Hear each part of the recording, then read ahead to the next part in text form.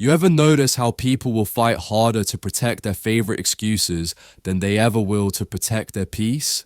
Yeah, they'll guard their own suffering like it's a family heirloom. Ask someone to let go of a toxic relationship and suddenly they've got a PhD in justifications. Oh, but you don't understand, they need me. Really? No, Karen, they don't need you. They need therapy. And you need boundaries, not another project disguised as a person. Because here's the uncomfortable truth. Most people don't want healing. They want control. They don't want freedom. They want familiar misery. And that's exactly where Elizabeth Gilbert's All the Way to the River hits you, right in the middle of that self-inflicted chaos we like to call love. Before we dive in, let's get this out of the way. This video falls under the fair use. It's for educational purposes only. We're not here to pirate books.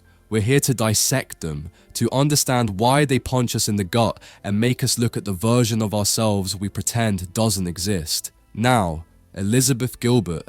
You might know her from Eat, Pray, Love, the book that turned finding yourself into a global pastime.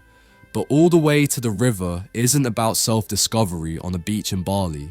It's about something darker. It's about grief, addiction, codependency, and that brutal spiritual surgery called letting go. Gilbert, who once wrote about chasing enlightenment, now writes about surviving it. The book is a love letter and an autopsy all at once, to her partner, Raya Elias, who died of cancer, and to the version of Gilbert that couldn't stop trying to save her. It's not your typical love story. It's a battlefield report from the front lines of emotional dependency. In All the Way to the River, Gilbert strips herself of her spiritual influencer halo and says the thing most people are too self-righteous to admit: I am addicted, not to drugs, but to people. And that's where it gets raw, because she's not just talking about romance. She's talking about that compulsive need we all have to be needed, to be validated, worshipped, chosen. We crave approval like oxygen, and then we call it love. Gilbert turns her grief into something holy, but don't get it twisted. This isn't a gentle spiritual memoir. It's a confrontation. It's her standing at the edge of her own life, staring at the chaos she helped create and asking, was it love or was it control dressed up as devotion? And in that moment, she's not just talking to Raya, she's talking to you, to me, to every person who's ever mistaken codependency for compassion. Because Gilbert isn't here to comfort you. She's here to slap the illusion out of you with tenderness, to make you realize that love without boundaries isn't love. It's a slow kind of self-erasure. So yeah, All the Way to the River is about death. But more importantly, it's about the kind of deaths we have to survive while we're still alive. Welcome to Mindful Reads Hub. Let's get started. An invocation to loss, calling the river by name. You know what's funny?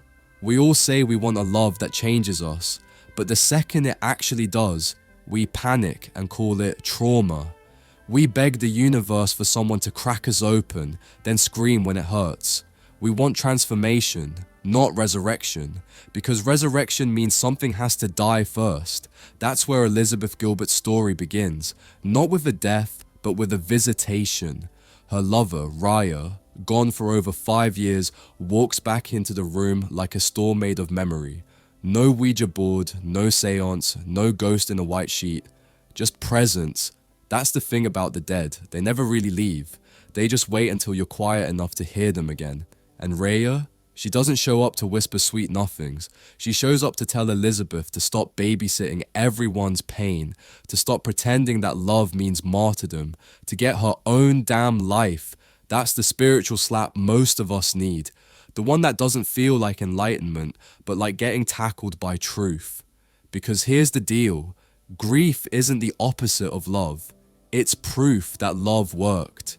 You don't grieve people you never loved. You grieve because for one brief, impossible moment, your soul recognized itself in someone else. And when that mirror disappears, you spend years trying to find it again in new faces, new addictions, new distractions. Gilbert admits it. She didn't just love Rhea, she needed her. And that's where the trouble begins, when love turns into oxygen and losing someone feels like drowning. You think it's romance, it's actually dependency wearing perfume, but then Raya, from wherever she is, tells her the most brutal and beautiful thing anyone in love can hear. You don't need me anymore. That's the point. Imagine being loved enough for someone to say that. Imagine being strong enough to hear it. See, the river in Gilbert's story isn't just a metaphor for death. It's the crossing we all face between who we were and who we have to become. And walking someone all the way to the river sounds poetic until you realize what it costs. Because love at that depth doesn't just expose you, it strips you down to bone. You see the worst in yourself and you keep walking anyway. We romanticize ride or die loyalty, but the truth is, sometimes love takes you places you were never meant to survive. You think you're saving them, but really, you're both drowning beautifully, holding hands underwater. And here's the brutal honesty of Gilbert's writing. She doesn't paint herself as the saintly caretaker. She confesses her rage, her control, her resentment, her cosmic level need to fix the unfixable. That's what makes it powerful, because she's not preaching, she's testifying. She sits by that river, metaphorical, messy, polluted like the East River she describes, and realizes something devastating. Most people think walking someone to their death is the ultimate act of love, but sometimes the real act of love is walking away. Sometimes the bravest prayer you can say is, "I can't save you." She calls it surrender. I call it emotional sobriety. It's when you finally admit the universe doesn't need your micromanagement. When you stop trying to be God and just let the damn river flow. That's what loss teaches you. That you were never in control, not once. And maybe that's the entire curriculum of being human. Learning how to love people without trying to own them. Learning how to let them go without making their absence your identity. And maybe, just maybe, learning to forgive yourself for surviving them. Because the river isn't cruel. It's indifferent. It takes what it must and gives what it can. And when you finally stop fighting it, you see what Gilbert saw. That even death, in all its violence and finality, is just another kind of arrival. You think it's the end, but it's only the beginning of seeing clearly. Key takeaway: loss isn't punishment. It's the universe's way of separating what's real from what's addictive. When you stop fighting grief, you realize it's not here to destroy you. It's here to teach you how to live without illusion. Favorite quote: "Be free, my love. Be free, be free. Stay on your path and stay sober." The weight of memory, carrying what can't be kept. Everyone says, the past doesn't define you, and yet most people never leave it. They drag their childhood through every relationship like it's emotional carry-on baggage. You can spot them from a mile away, the ones who confuse trauma for identity, guilt for love, and caretaking for compassion. And before you start judging, check your own life. Because if you've ever texted someone just to make sure they still like you, congratulations, you're one of us. Elizabeth Gilbert calls herself a sex and love addict. Not in a sensational way, but in the way people whisper the truth once they've run out of denial. She's not addicted to pleasure, she's addicted to validation. The hit she's chasing isn't physical, it's existential. It's that fleeting second when another person's eyes say, "You exist and I see you." And isn't that the drug we're all hooked on? She talks about her friend Rhea's addiction to substances, but her own poison was people, different drugs, same disease, the desperate need to feel okay for 5 minutes. She chased relationships like oxygen tanks, convinced that being chosen meant being saved. It's the oldest lie we tell ourselves. If I can just get this person to love me, maybe I won't have to love myself. And we dress it up nicely, don't we? We call it romance. We call it commitment. We call it loyalty. But underneath, it's control. It's codependency and designer packaging, because we'd rather suffocate slowly in someone else's chaos than face our own emptiness. Gilbert finally says what most people never dare to. She was addicted to saving, to being the fixer, the caretaker, the emotional janitor, cleaning up everyone else's mess so she wouldn't have to deal with her own. That's what codependency really is. It's control disguised as compassion. And here's the kicker, it works until it doesn't. Because no matter how many people you rescue, none of them will ever stay rescued long enough to fix you. When she writes about her 12-step recovery, she's not talking about abstaining from love. She's talking about detoxing from the fantasy that she could manage everyone else's pain. She sits in rooms with other addicts, not drug dealers or rock stars, but people who can't stop needing to be needed, and says, "Hi, I'm Lizzie, and I'm powerless." And that's the word that makes the whole room go quiet. Powerless. Because in a world obsessed with control, surrender sounds like failure. But what if powerlessness isn't the end of strength? What if it's the beginning of sanity? What if the moment you stop trying to manage everything is the first time you actually feel free? She talks about finding the God of her understanding. Not the sky daddy who hands out miracles, but something quieter, a force that sits beside her when she's not pretending anymore. And that's where it gets real, because the spiritual life doesn't start with transcendence, it starts with collapse. You don't meet God at the top of a mountain, you meet God at the bottom of your worst day, when you finally say, "I can't do this anymore." It's not dramatic, it's humiliating, and it's holy. Gilbert describes it like the slow rewiring of a nervous system, learning to breathe without reaching for someone else's approval. That's the real healing, existing without an audience. It's sitting in your own company and not trying to escape. It's learning to be enough for yourself. Not in a self-help, mirror affirmation kind of way, but in a raw, I belong here, even when I'm a mess kind of way. And maybe that's what recovery is. Not the glossy Instagram version where you glow under fairy lights and drink green juice. Real recovery is crying in your car because you finally didn't text your ex. It's resisting the urge to fix someone who didn't ask for your help. It's realizing you don't owe anyone a performance of strength just to prove you're healing. Gilbert's writing in this part isn't self-congratulatory, it's confessional. She knows she's been the villain and the victim, sometimes in the same day. She doesn't justify her addiction, she dismantles it piece by piece. She calls out her manipulation, her savior complex, her ego dressed as empathy. And in doing so, she holds up a mirror to every single person who has ever called obsession love. The truth is, most of us are trying to buy our way out of loneliness. With affection, with attention, with constant productivity. Gilbert literally jokes about trying to write a check to God as if spiritual debt could be paid off like a credit card. But the only real payment life accepts is presence. You can't outsource awakening. You have to live through it, sober, scared, and wide awake. That's the real cost of becoming human again, because at some point, the universe strips you of everything you use to avoid yourself. The people, the work, the drama, the distractions, until all that's left is you. And that's when the lesson begins.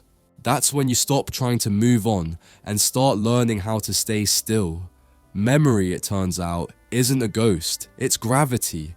It doesn't haunt you, it holds you in place until you finally understand what it's been trying to teach you all along. And when you stop fighting it, when you stop running from the past like it's chasing you, you realize it's been carrying you the whole time. You don't escape memory by erasing it.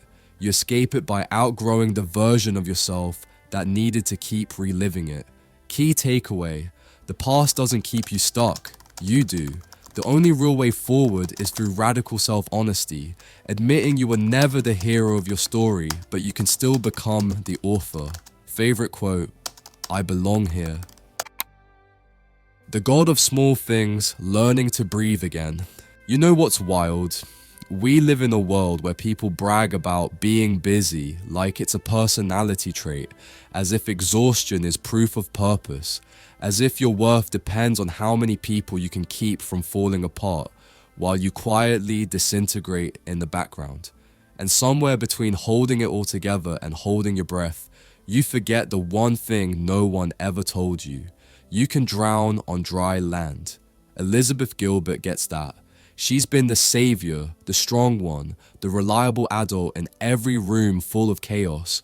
And if you've ever been the one who holds the flashlight when everyone else panics, you know exactly what that kind of strength costs. She talks about womanly overgiving, but it's not just a female disease, it's a human epidemic. The compulsion to prove your love by bleeding slowly. She spent years giving until she disappeared.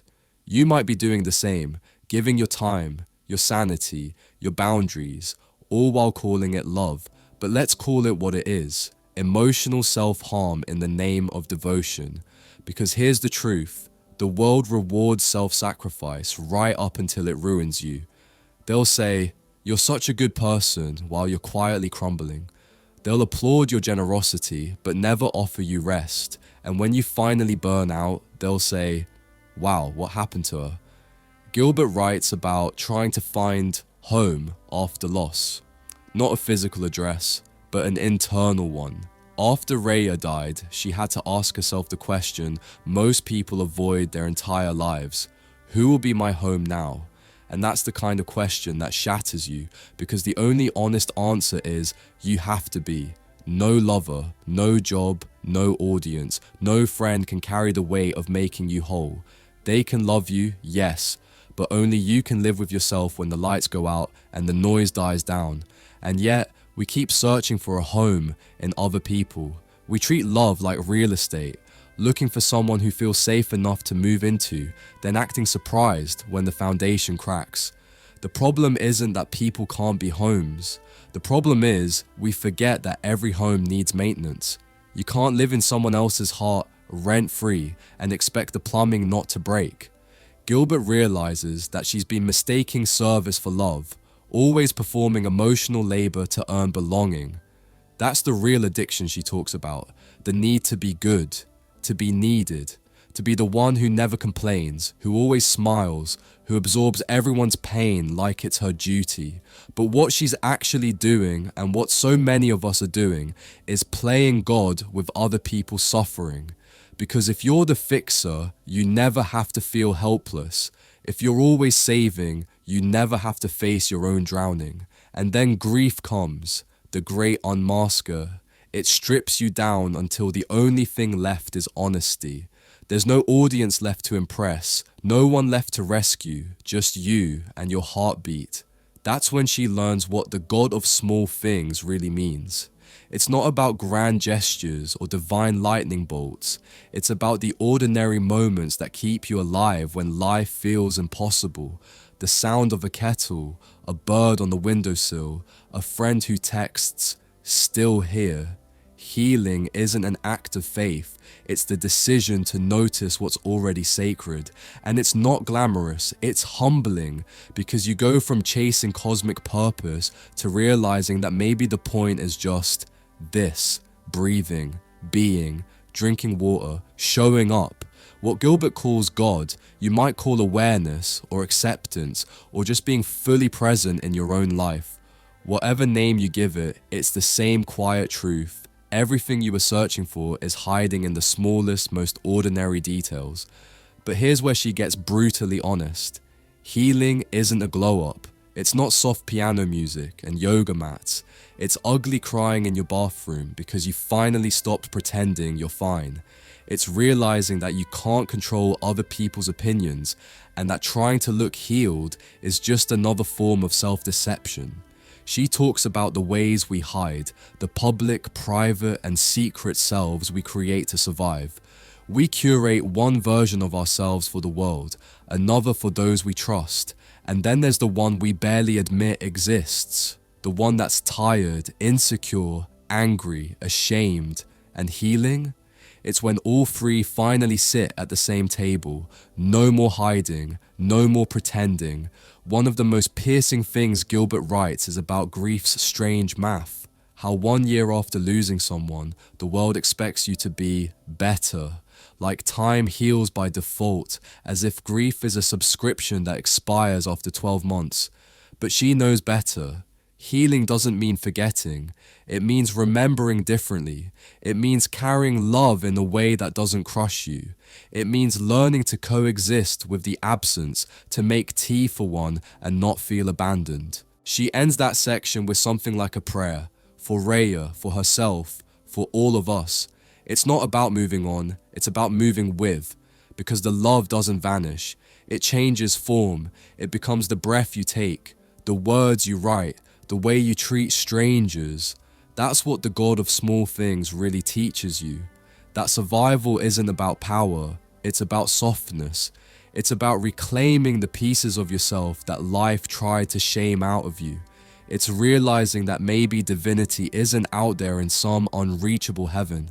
Maybe it's in the fact that you're still here, despite everything that tried to bury you. And if you're listening to this right now, maybe that's your cue to stop waiting for a miracle. Maybe you already are one. Key takeaway: real healing doesn't arrive as thunder. It whispers through the everyday. You find peace not by escaping pain, but by noticing the small, quiet things that remind you you're still alive. Favorite quote: who will be my home? I will. The house that grief built, turning pain into prayer. You ever notice how people can justify anything? We'll call it boundaries when it's actually avoidance. We'll call it honesty when it's just cruelty with better branding. We'll call it healing when it's really just hiding in prettier clothes. The human brain should come with a built-in warning label, capable of infinite self-deception. That's what Elizabeth Gilbert starts to unmask. The justification factory that lives inside all of us. That smooth-talking inner lawyer who can spin any bad habit into a holy mission. She admits how easily she's played herself, how grief turned her into a master negotiator with reality. One minute she's swearing she's surrendered to loss. The next, she's rewriting her own pain into a spiritual TED Talk just so she can tolerate it. We all do it.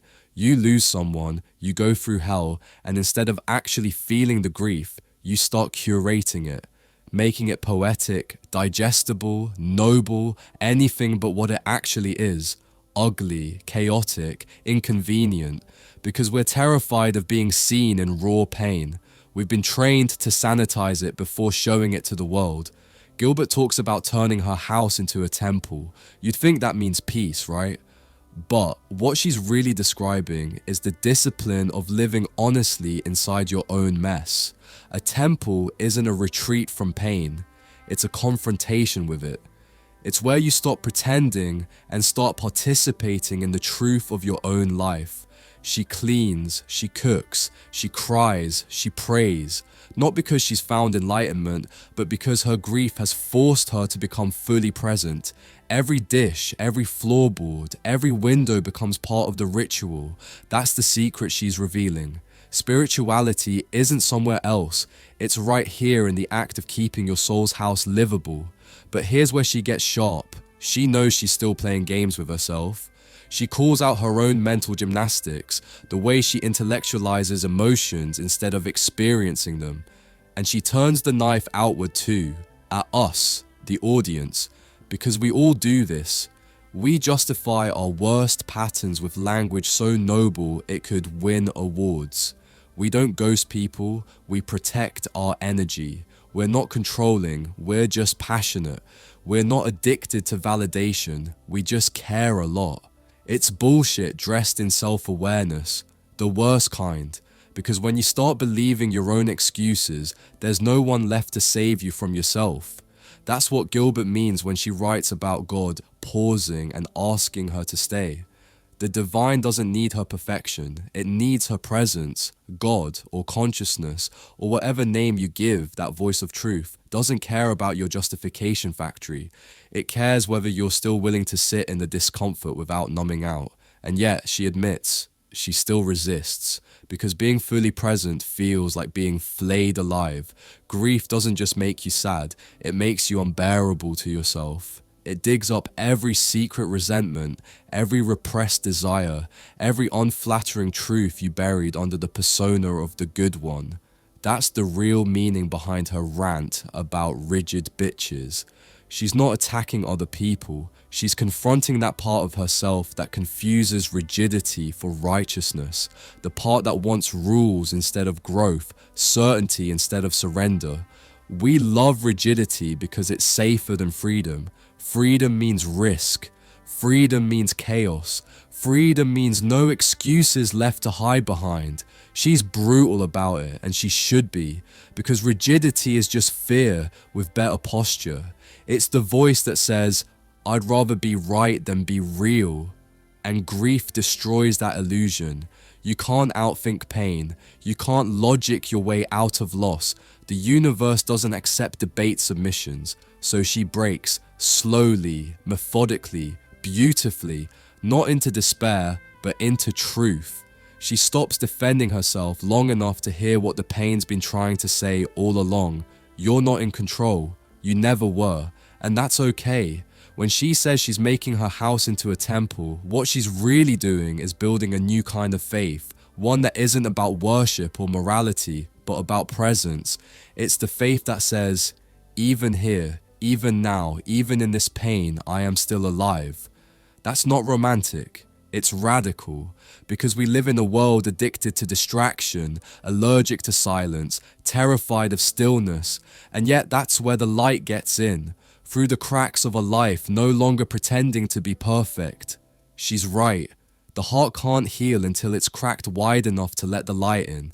You can't justify your way to transformation. You can only surrender to it. Key takeaway: the moment you stop defending your pain, it becomes your teacher. Growth doesn't happen when you justify your wounds. It happens when you let them speak without interrupting. Favorite quote: make your house into a temple, not to worship love, but to survive it. The surrender experiment, falling without a net. Here's the thing about surrender. Everyone loves the idea until it actually demands something. People post quotes about letting go, tattoo, trust the process on their ribs, then lose their minds the moment life stops listening to them. We don't want surrender. We want control dressed up as faith. Elizabeth Gilbert finds that out the hard way. After all the prayers, the rituals, the bargains, she's still face to face with the one truth no amount of spirituality can dodge. You cannot negotiate with reality.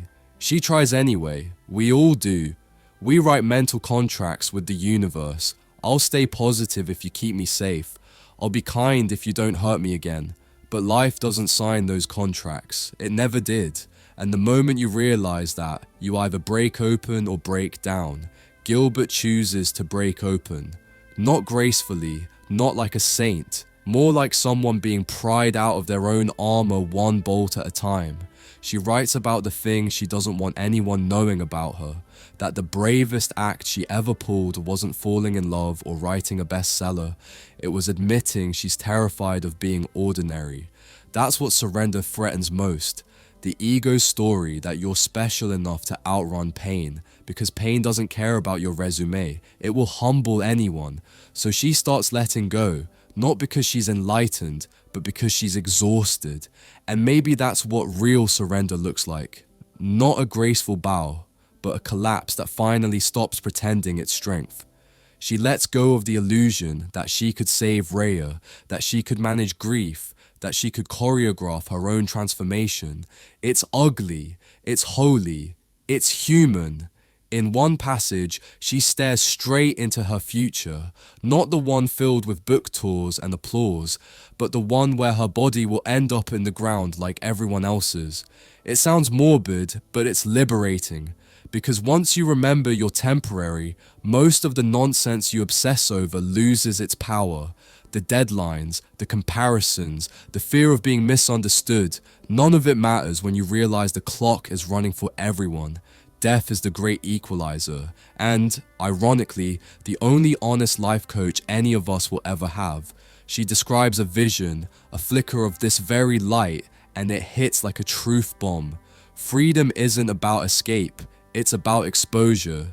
You don't find peace by climbing out of the storm. You find it by standing in the rain without flinching. Because once you stop fighting what is, everything softens. Even grief, even fear. And here's where she gets brutally honest again. She admits she doesn't know how to surrender. She only knows how to be taken. It's not voluntary at first. The river drags her under and she fights until she can't. That's when the calm arrives. Not because the pain disappeared, but because she stopped arguing with it. That's surrender, the end of the argument. You see it in everyday life too. The moment a relationship ends and you stop checking your phone, the second you quit explaining yourself to people committed to misunderstanding you, the day you stop trying to make your parents proud and just live. That's not giving up, that's finally showing up. Gilbert's writing in this stretch is quieter but sharper. Every line feels like someone slowly unclenching a fist they didn't realize was closed. She isn't preaching serenity, she's documenting the messy, embarrassing process of becoming real. And maybe that's why it hits so hard, because it's not about transcending pain, it's about integrating it, about realizing that surrender isn't passive. It's the most active choice you can make, to stay open when everything in you wants to shut down. That's the education hidden inside her grief. You don't get peace by mastering the universe. You get peace by finally trusting it. You stop rehearsing disaster. You stop negotiating outcomes. You stop building walls out of what ifs. And suddenly the air tastes lighter. The noise in your head quiets. You start noticing small mercies, a friend's laugh, a cup of coffee that actually tastes like hope. Because once you've fallen without a net and survived, every ordinary moment feels like grace. And that right there is freedom. Key takeaway: true surrender isn't defeat, it's alignment. The moment you stop demanding that life obey you, you finally have enough energy to live it. Favorite quote: I turned it loose, and what remained was light. 1,000 White Doves, The Art of Letting Go. You ever notice how the hardest part of letting go isn't the pain, it's the silence that comes after? We romanticize endings like they're cinematic, like there'll be closure, violins, a moral. But in real life, letting go feels more like standing in an empty room after a hurricane, holding a handful of feathers that used to be something alive. Elizabeth Gilbert reaches that point, the quiet collapse after the storm. After all the fighting, the bargaining, the begging the universe to make sense, she's left with one task: release. Not just Rhea, not just the love, but the identity that came with it. The caretaker, the savior, the one who was strong. And that's what no one tells you. When someone dies, it's not just them that's gone. It's every version of you that existed with them. She describes the scene. White doves circling, symbols of peace, but peace that doesn't come cheap. Every one of those birds costs something. You can almost hear it in her tone, the exhaustion of having to keep living when the story feels finished.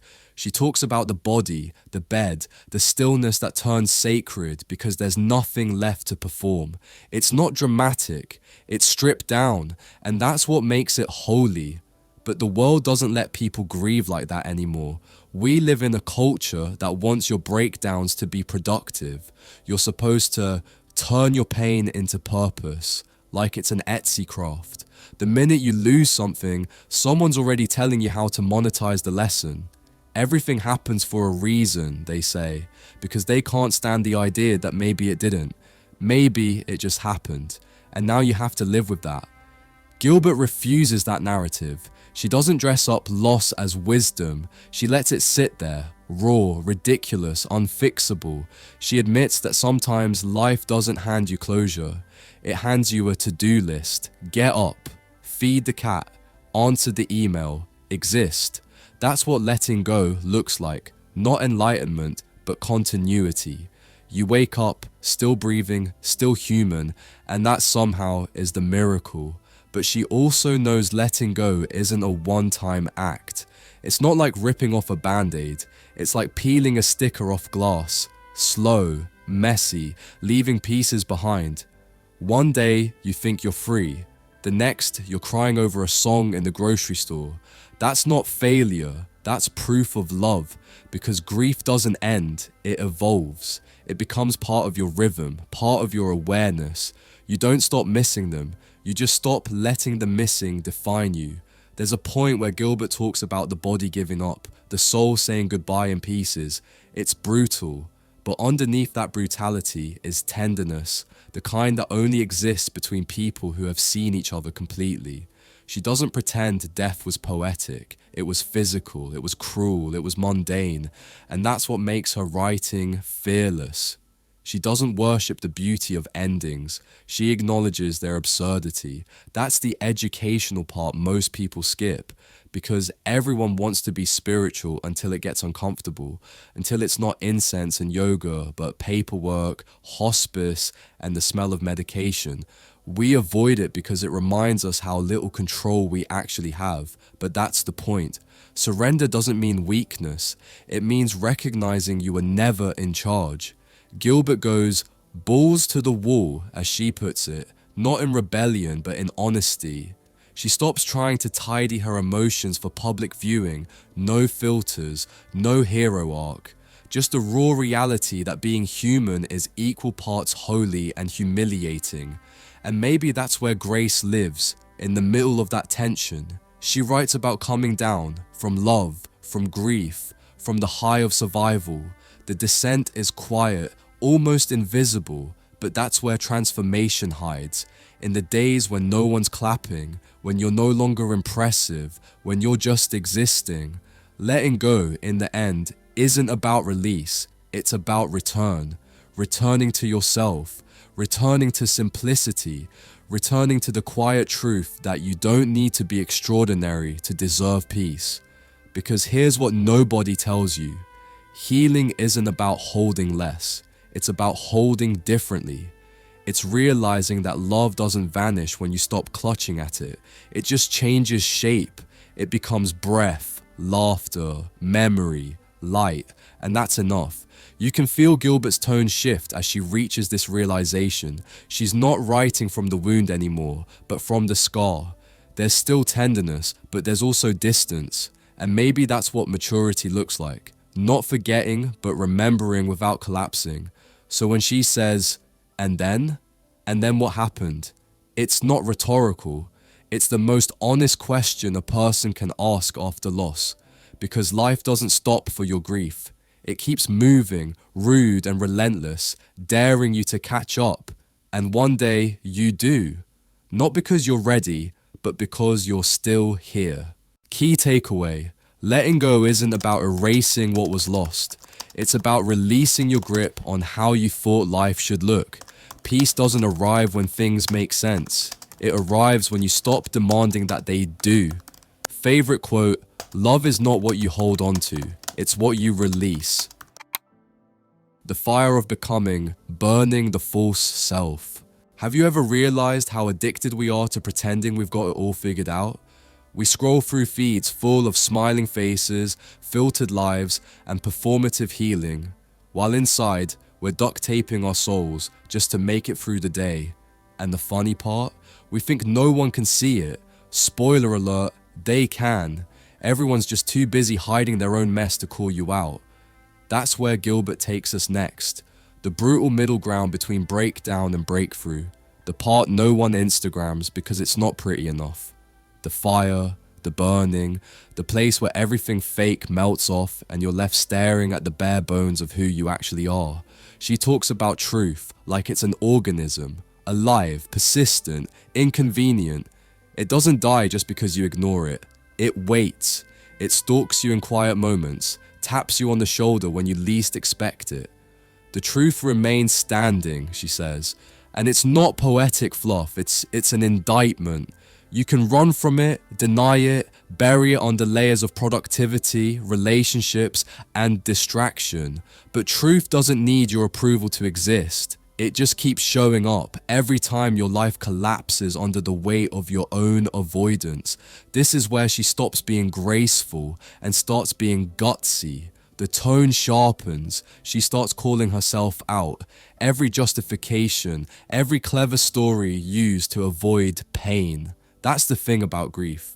It's not just sadness, It's exposure therapy for your ego. It burns through your self-image until you can't hide behind your good person costume anymore. And here's the uncomfortable truth. Most of us would rather live fake lives than face the raw, unfiltered version of ourselves that loss reveals. We all want transformation without destruction, growth without discomfort, truth without humility. We want to be authentic, but only when it's aesthetically pleasing. Gilbert blows that illusion to pieces. She reminds us that real transformation doesn't happen when you learn something new. It happens when everything you've been pretending collapses, when your old self burns in the fire of what you can no longer deny. She writes about small mundane moments, a penny on the ground, a random sign, a familiar scent, the little reminders that the universe is always whispering if you're willing to shut up long enough to listen. And that's the irony. We think spiritual growth is a lightning bolt. It's not. It's a slow burn. It's the quiet awareness that you're still alive after everything you thought would kill you didn't. This part of the story feels like a reckoning. She's not grieving anymore. She's evolving.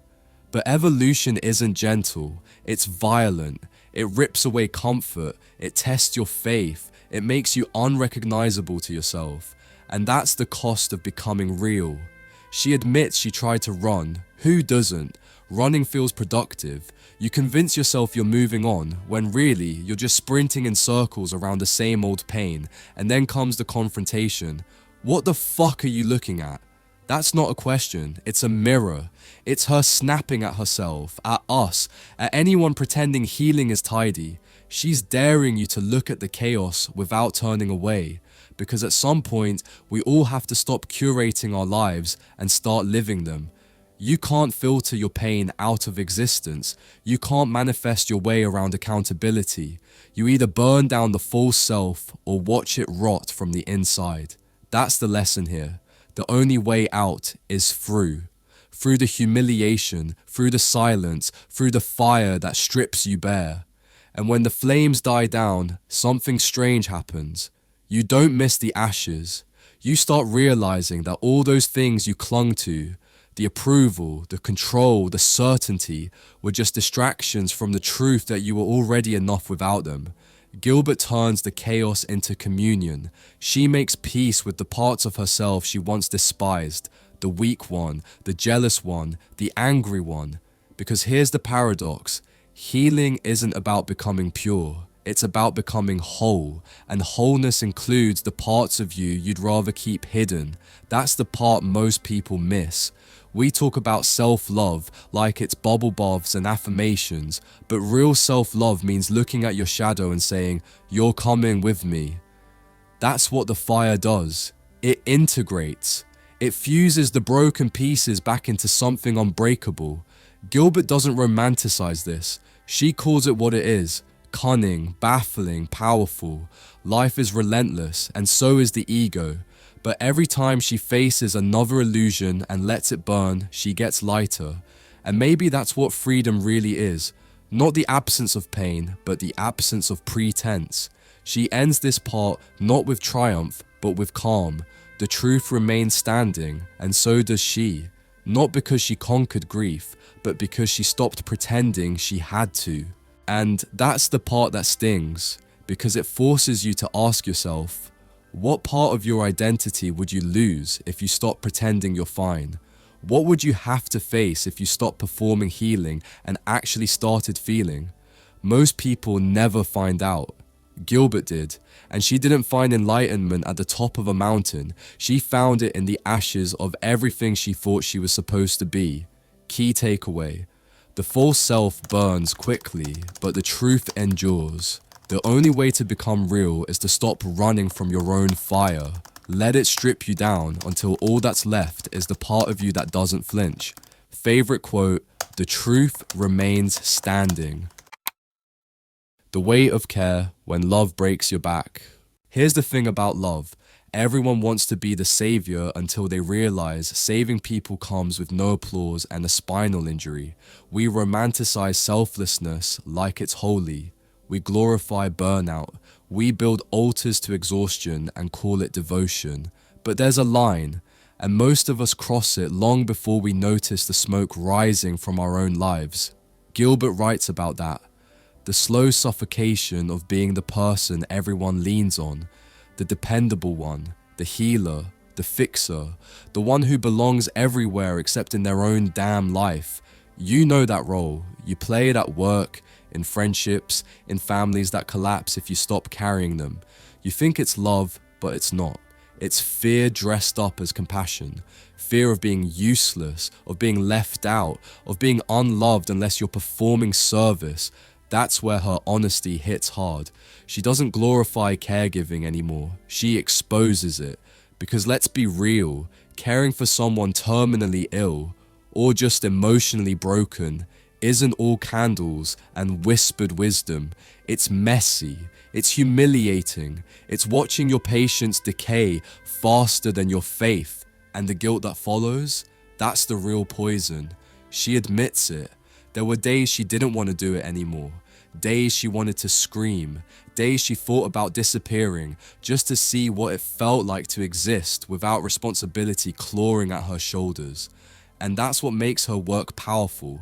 She says what most people are too ashamed to, that sometimes love feels like prison, that compassion can mutate into control, that helping can be the most elegant form of self-erasure.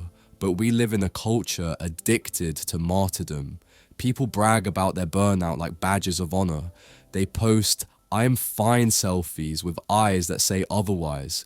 We call people selfish for setting boundaries when the real selfishness is expecting someone to die on your behalf while you stay comfortable. And if that stings a little, good, because that's the point. Gilbert's writing in this stretch becomes a confession booth for anyone who's ever loved to the point of collapse. She starts questioning her own motives. Was she taking care of Rhea out of love, or to avoid facing her own helplessness? Because caring can easily become control in disguise. It's the illusion of purpose, the seductive idea that if you keep someone alive, you'll stay alive too. And yet, somewhere in that chaos, she finds grace. Not the kind that makes you feel holy, but the kind that breaks you down enough to see the truth. That love doesn't always look like staying. Sometimes it looks like walking away before you disappear completely. She writes about collapse, the body, the spirit, the faith. There's no drama in it, just reality. That love costs, that compassion drains, that no one gets to play savior without bleeding. And maybe that's the point.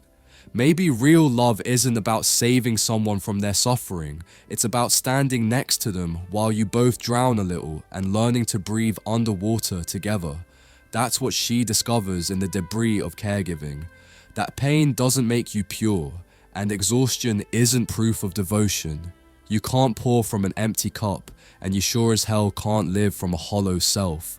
The brilliance of Gilbert's writing here is how it flips the narrative. She takes guilt, that silent parasite we all nurture, and exposes it to the light. Because guilt thrives in silence. It feeds on your exhaustion, convinces you that if you stop, the world will collapse. But here's the truth. The world doesn't collapse when you rest. Only your illusion of control does. And when that illusion burns away, you start seeing something beautiful beneath it. Choice. The choice to love without losing yourself. The choice to care without carrying, the choice to say, no, not this time, and still be worthy of love. Gilbert's tone shifts again here, from penitent to liberated. You can feel her spine straighten as she writes, like she's finally remembered her own weight. She belongs not as a caretaker, but as a human being, flawed, finite, fierce. And maybe that's the education hidden in this entire segment. You don't need to be everything for everyone. You don't owe anyone your exhaustion. Love that demands your self-destruction isn't love. It's manipulation dressed in sentiment. Stop confusing self-sacrifice for virtue. Start treating your peace like it's sacred, because it is. There's a moment, subtle but seismic, when Gilbert finally says, enough. Enough guilt, enough collapse, enough pretending care equals control. It's the moment she reclaims herself from the altar she built for everyone else, and you can feel it. that quiet defiance that comes when you finally realize the most radical thing you can do is choose yourself, not out of selfishness, but survival.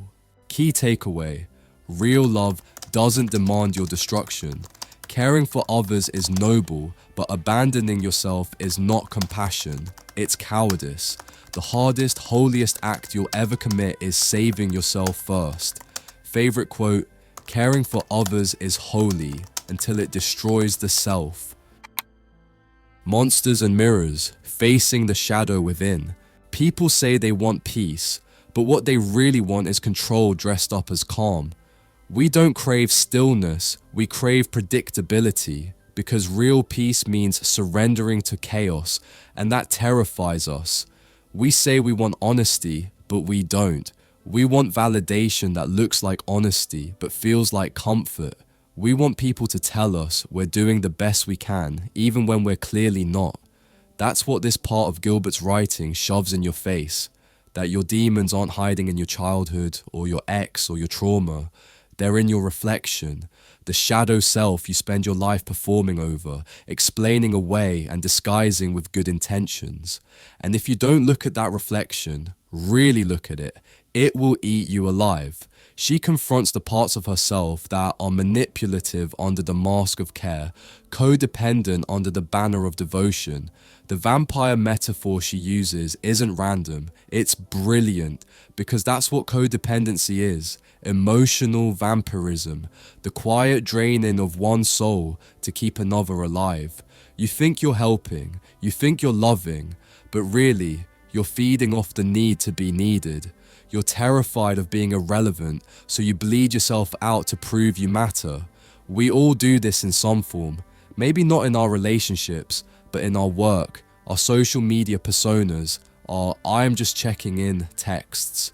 It's all control, disguised as care, because if we stop managing the world, we have to face ourselves. And who wants that? Gilbert dares to face it. She writes about the ugliness of realizing she wasn't just a victim of grief, she was also addicted to it. Grief became her identity, pain became her currency. When you've lost something so profound, it's seductive to live inside the ache, because at least there, you still belong to something. You still have a story. Letting it go means facing the void of being just you again. And here's where her writing bites. She admits she liked being the angel, the one who survived, the one who mourned well, because in a world obsessed with optics, even suffering becomes performance art. We curate our pain, we edit our healing, we perform self-awareness like it's a brand strategy. This is the punch. Your shadow isn't your enemy. Your ego isn't the villain. The real monster is your denial, the way you pretend you're pure when you're just polished. You're not kind because you're enlightened. You're kind because it's the only thing that keeps you from unraveling. And that's fine, that's human, but at least tell yourself the truth. Gilbert's internal conversation turns into a spiritual knife fight with herself. She stops trying to fix the vampire and instead invites it to dinner, because healing doesn't come from banishing your darkness, it comes from admitting it has a seat at the table. You can't outgrow your shadow, you can only integrate it. And that's the education in this entire section. You don't transcend your flaws by pretending they don't exist. You transcend them by dragging them into the light and refusing to flinch. The addict, the control freak, the saint complex, the jealous one, they're all you. Stop naming them like they're strangers. The brilliance of Gilbert's writing here is how she weaponizes honesty. She doesn't coddle herself with affirmations. She interrogates her motives with surgical precision. Am I helping or am I feeding? Am I loving or am I performing? Am I forgiving or am I manipulating the narrative to look like I did? Questions that cut, because they have to. That's how you become honest. And that's what most people can't stomach. That maybe your good deeds aren't good, just convenient. That maybe your empathy is a power play. That maybe your compassion is an addiction to moral superiority. And until you face that, you'll never actually heal. You'll just stay stuck pretending you already have.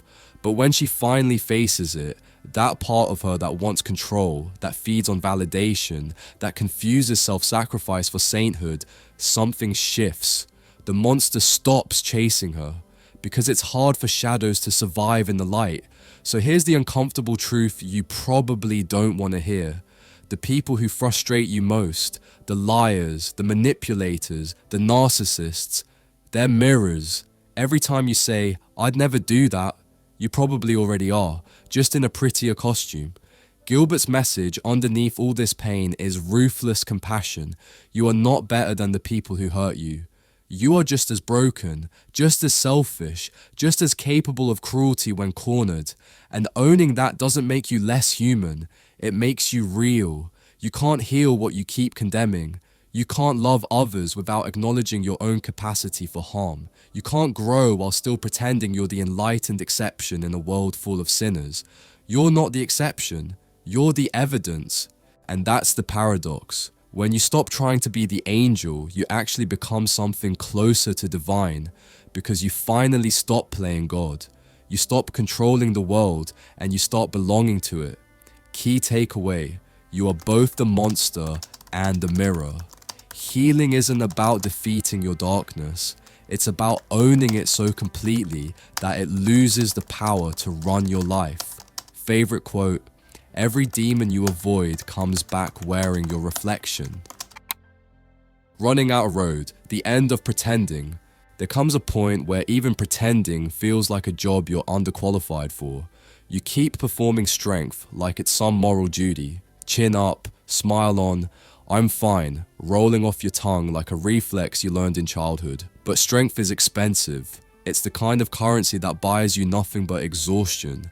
And Gilbert, in this stretch of her book, drags that truth out of the shadows. She stops sugarcoating resilience and calls it what it often is: self-betrayal in a shiny coat of survival. The story here unfolds through exhaustion, the kind of spiritual burnout that happens when every coping mechanism finally breaks. She isn't talking about giving up, she's talking about running out of road. That terrifying silent moment when the map ends and there's no more pretending that you know what you're doing. You've played every role, prayed every prayer, performed every healing ritual, and still the ache stays. Still, the loss hums beneath everything. And then there's the gathering, a motif she uses almost like a mirror to grief itself.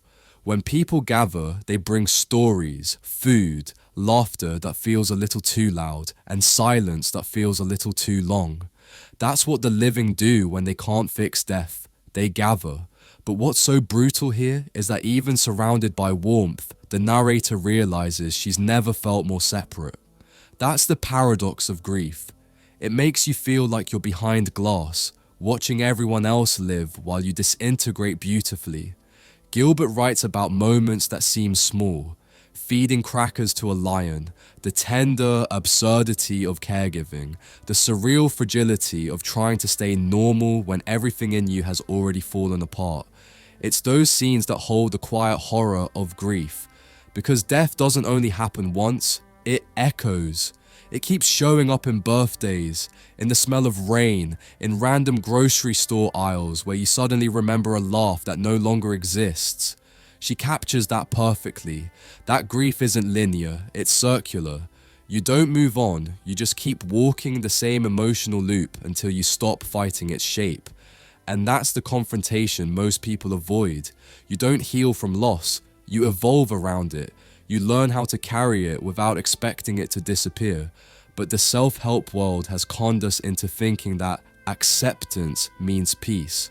It doesn't. It means radical honesty. It means sitting in the wreckage without trying to redecorate it.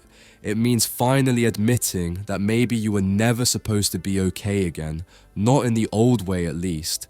What Gilbert forces you to see is that the end of pretending isn't a collapse, it's a rebirth. But before that rebirth, there's humiliation. The ego doesn't die gracefully. It fights, it bargains, it rationalizes.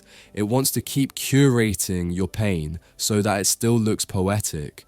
But the real transformation happens when you let the ugliness be ugly, when you let your healing look like madness, when you stop trying to narrate your pain beautifully and just feel it. There's a raw moment where she reflects on fragility, the almost too fragile to be human condition. She's not talking about weakness. She's talking about the unbearable sensitivity that comes from living without armor. You start seeing everything. The cruelty, the beauty, the absurdity, all at once. That's the cost of consciousness. You lose your illusions, but you gain truth. And that truth hurts like hell at first, but it's the kind of pain that purifies. The beauty of this section is that Gilbert doesn't hand out hope like candy. She doesn't tell you that everything happens for a reason. Instead, she tells you that sometimes there is no reason. And that's where maturity begins. You stop hunting for meaning in tragedy, and you start becoming meaning itself. You stop asking, why me? And start whispering, why not? Because maybe the goal was never to heal.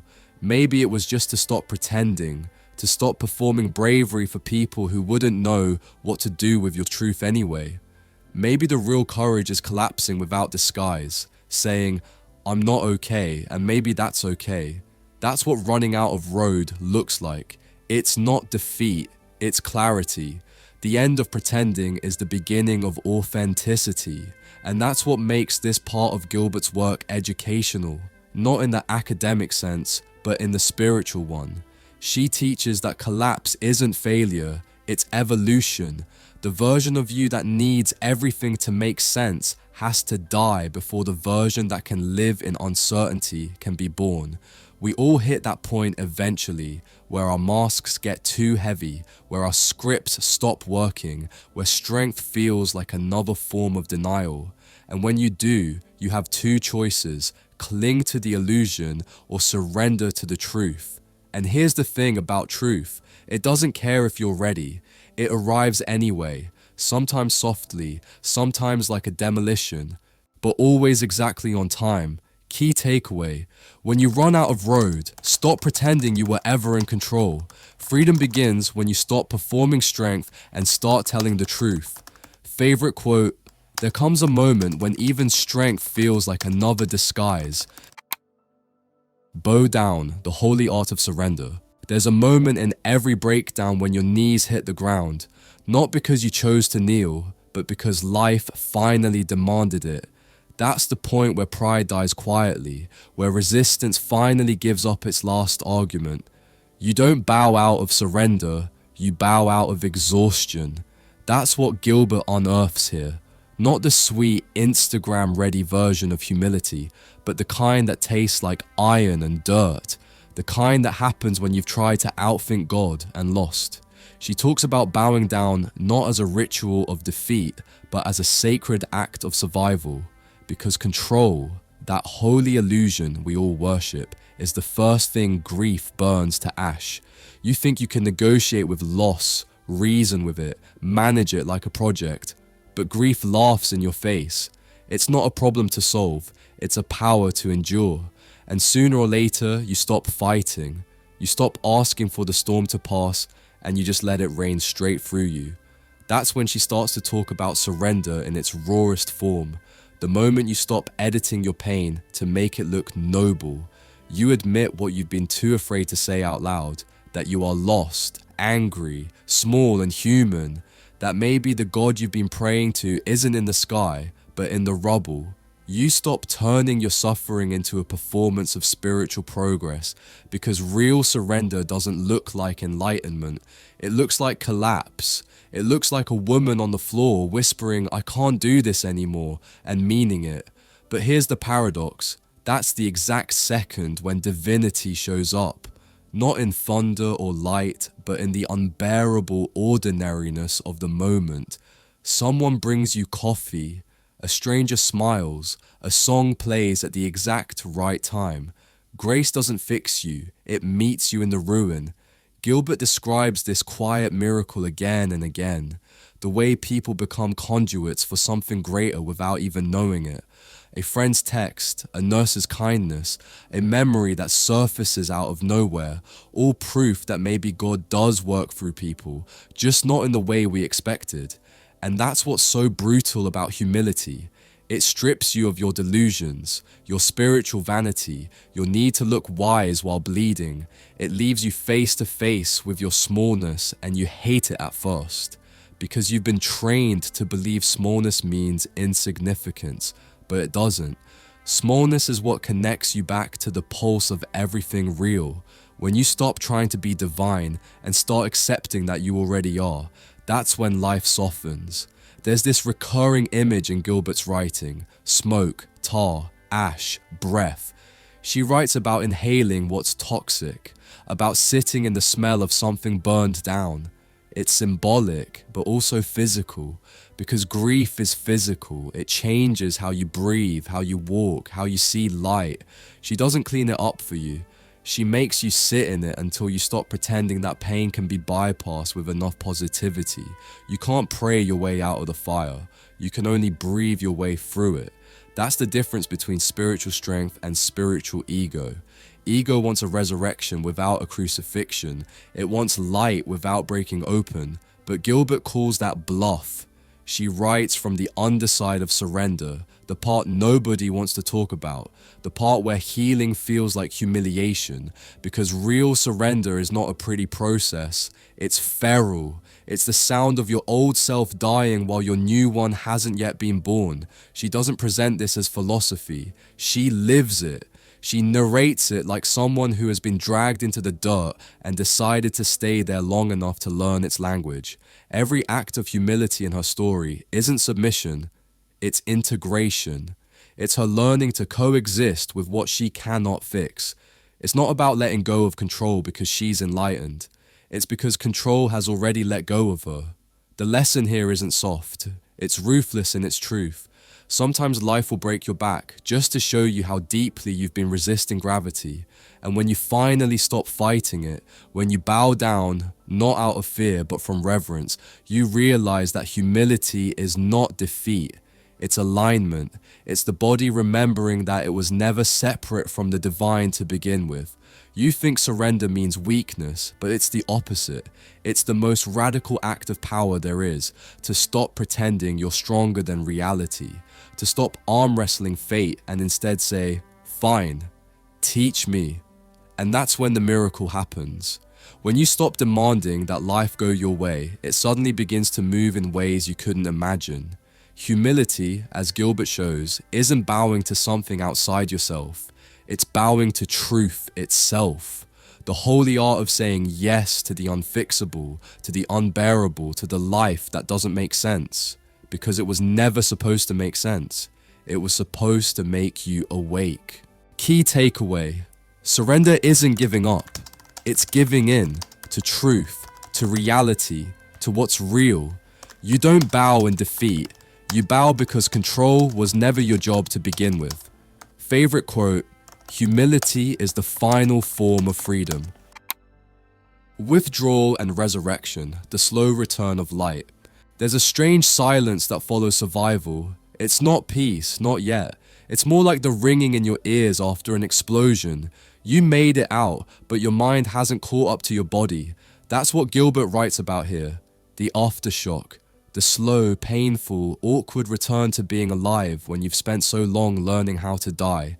Everyone loves the story of collapse and rebirth, the dramatic fall, the phoenix moment, but nobody talks about the messy middle, the part where the fire's out, the ashes are cold, and you're just standing there wondering what the hell to do next.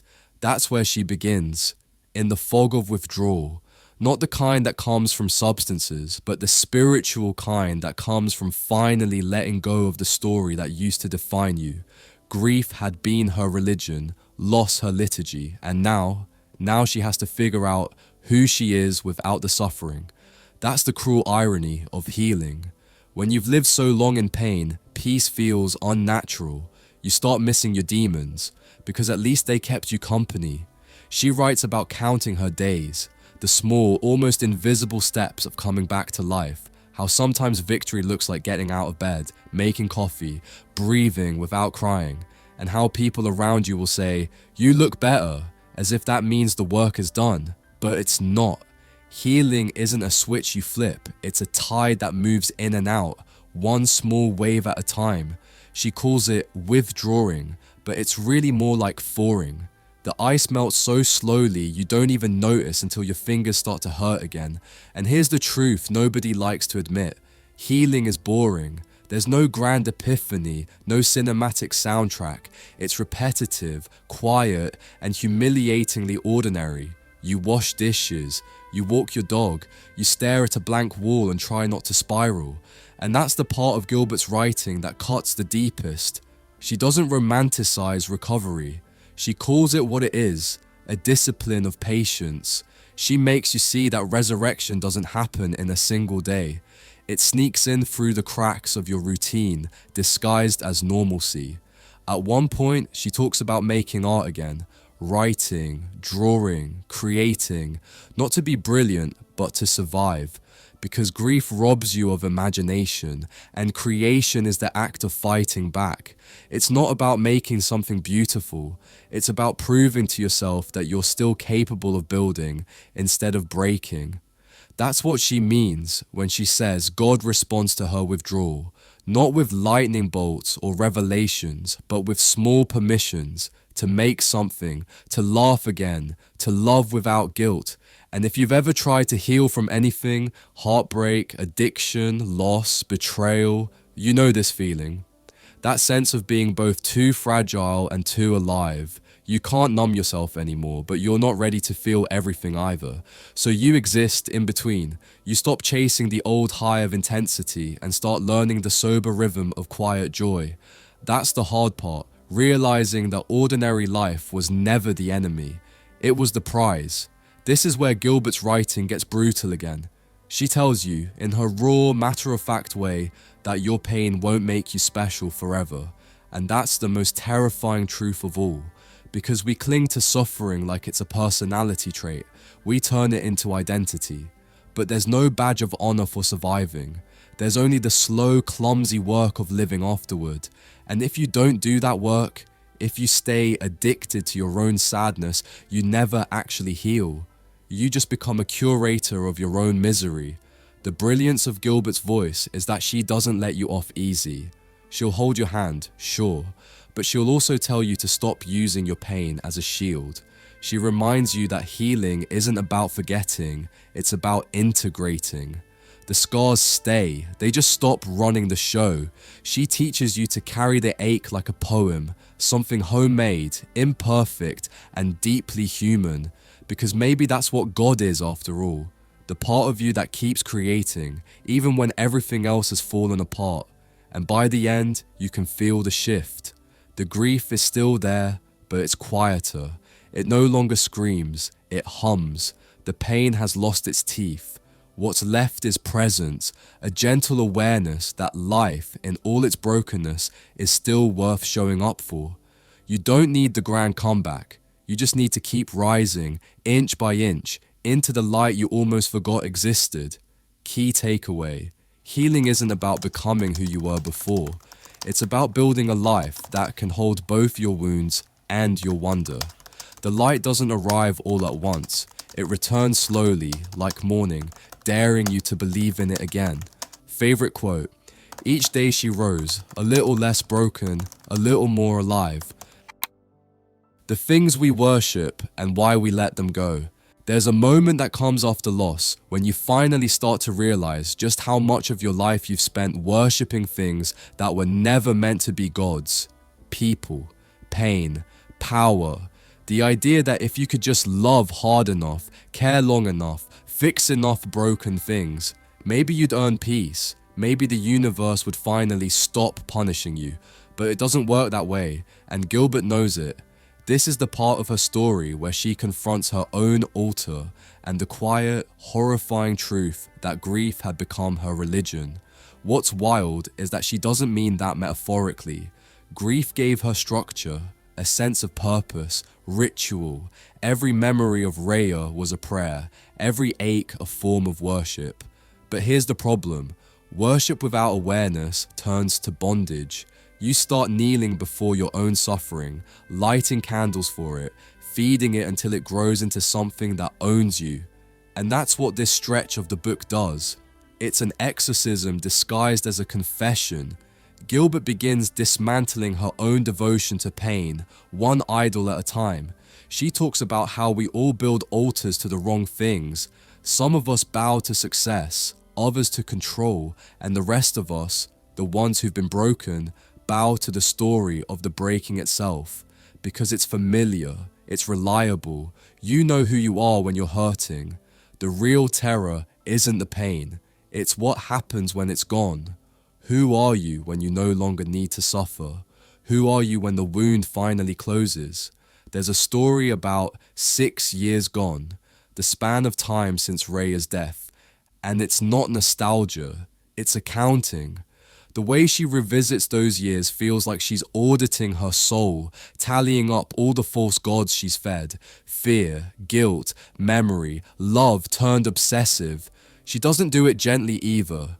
It's brutal, self-stripping honesty, the kind you only reach when you're done pretending you're holy. And this is where the writing turns quietly devastating. Because when she admits she made an idol out of loss, you feel that sting of recognition. You've done it too. Maybe it wasn't a person. Maybe it was the fantasy of who you could have been, or the version of your life that never happened. We all carry something sacred that shouldn't be. That's the thing about worship. It's never about the object, it's about the dependency. We need something bigger than us, and when we can't find it, we build it ourselves. Gilbert doesn't tell you to stop worshipping. She's smarter than that.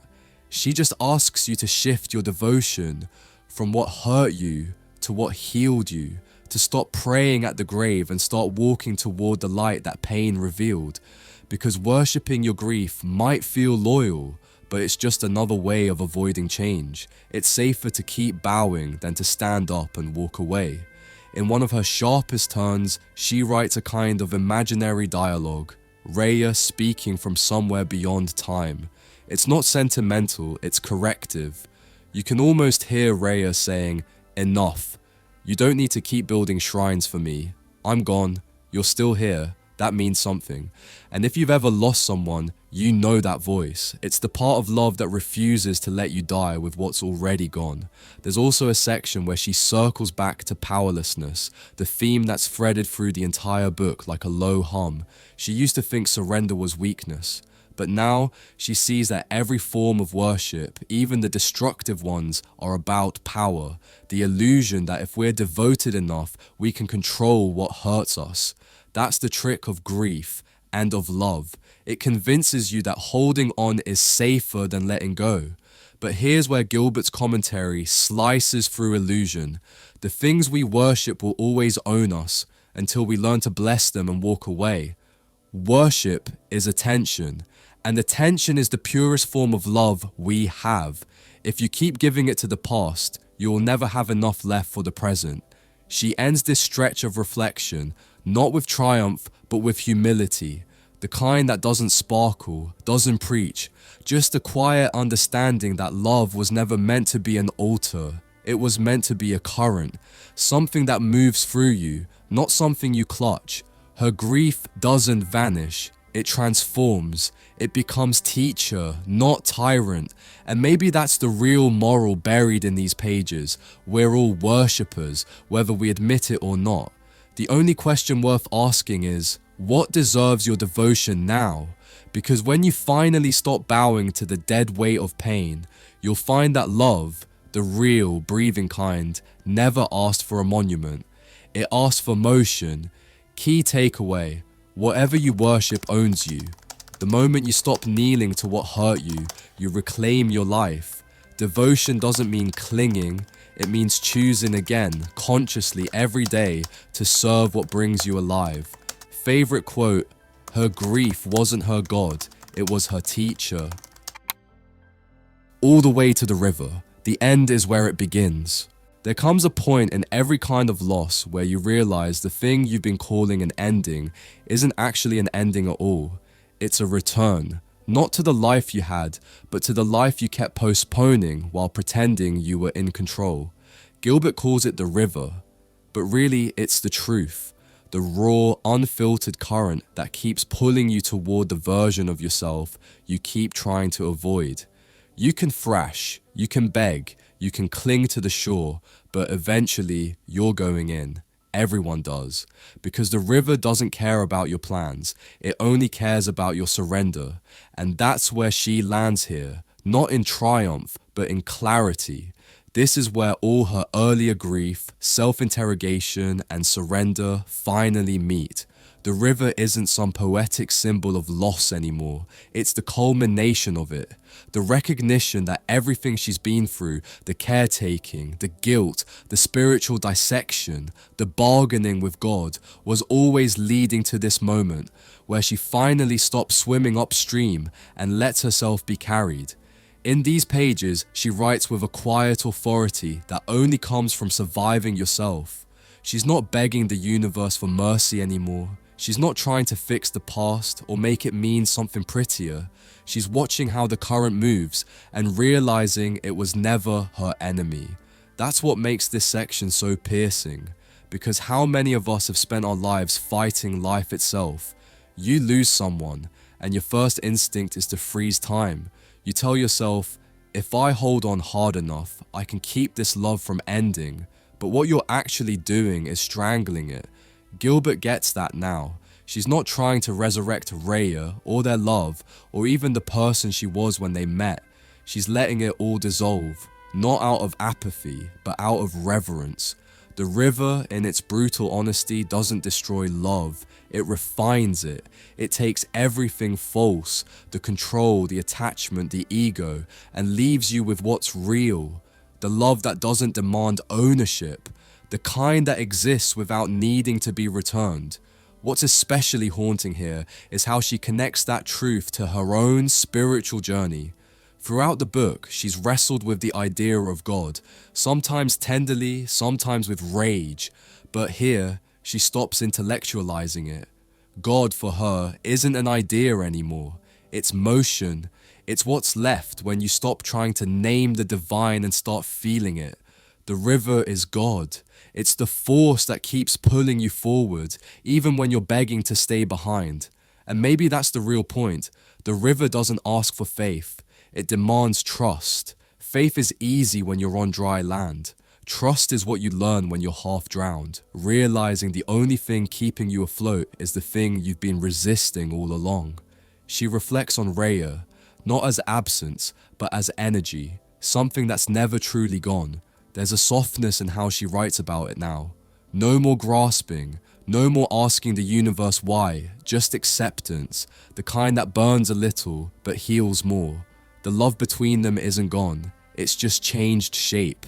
And that realization that love doesn't die, it just transforms, is the undercurrent of the whole piece. This isn't just about grief anymore. It's about what happens after you survive it, after you've built the shrine, prayed the prayers, screamed into the void, and the world still keeps turning. Gilbert doesn't glorify the pain, but she doesn't deny it either. She names it, learns from it, and then finally, mercifully, lets it go. Because the truth is, grief doesn't leave you until you stop needing it to prove your love. You can feel her voice soften here, but it's not weakness. It's surrender in its highest form, not giving up, but giving over to the current, to life, to whatever comes next. Because once you've gone all the way to the river, there's nothing left to fear. Everything that needed to drown already has. The education here isn't abstract, it's painfully human. Most of us live in resistance. We fight change, cling to meaning, and call it loyalty. But what Gilbert reminds us is that endings are not betrayals. They're instructions. The universe isn't taking things from you. It's teaching you how to carry less. And the moment you stop demanding permanence from a world built on motion, you finally understand peace. You want to know what wisdom sounds like? It's not enlightenment quotes or spiritual hashtags. It's that quiet inner voice that says, you can let go now. Because the thing you've been trying to hold on to has already become part of you. That's what the river does. It takes everything away so you can finally see what was never separate to begin with. Key takeaway, everything you lose is just changing form. The river doesn't steal from you, it delivers you back to yourself. Stop fighting the current. It's the same force that carried every love, every loss, and every version of you that needed to exist. Favorite quote: she thought she was walking toward the end, but it was only the source. Love remains, a letter to the living. There's a moment in grief where you stop asking why and start whispering thank you. It doesn't come early. In fact, it only arrives after you've been dragged through every form of human ache possible. After you've begged, raged, cursed, and tried to trade your sanity for one more day of the life you lost. But eventually you realize that love, real love, doesn't die. It just stops needing your permission to exist.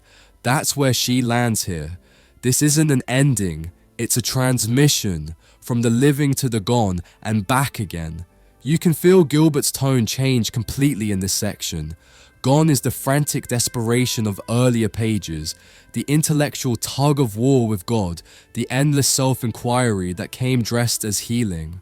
What's left is clarity, not the kind that comes from answers, but the kind that arrives when the questions finally stop mattering. She's not fighting the river anymore, she's floating, eyes open, watching the light shift on the water. Because that's the thing about love.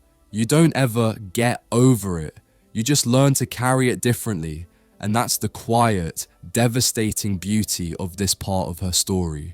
She understands now that grief isn't a punishment, it's a byproduct of having loved something enough to let it shape you. Every tear she cried wasn't proof of loss, it was proof of depth.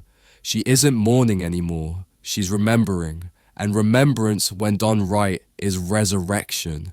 But let's be honest, most people don't get here. Most people build entire identities around their pain. They use heartbreak as their resume, trauma as their brand. They wear loss like armor and call it wisdom. Gilbert doesn't. She dismantles every version of herself that thought she was only valuable when suffering. She's not interested in performing grief anymore. She's interested in living after it. And that's what makes her dangerous, because peace threatens the parts of us that profit from our pain. Her writing here isn't sentimental, it's sacred.